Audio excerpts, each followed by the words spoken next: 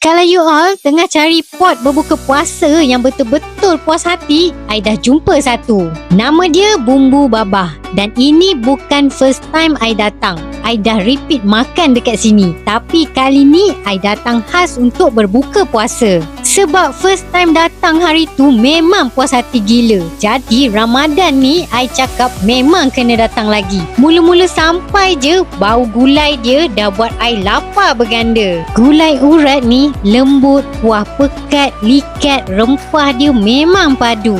Gulai babat ni pula langsung tak hanyir. Makan dengan nasi panas memang ngam.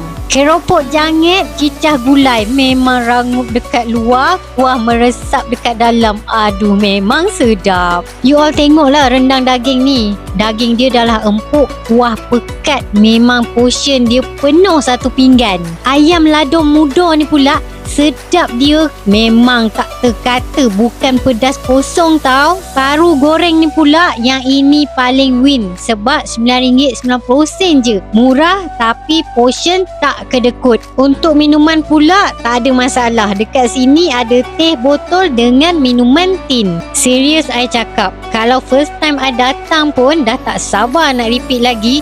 Kali ni I datang sebab memang dah tahu dia sedap, kena dengan tekak. Berbuka dengan lauk panas-panas atas meja macam ni memang rasa lengkap. Kalau you all peminat nasi padang, you all wajib try sini. Save video ni dulu kalau you all tengah cari pot berbuka puasa.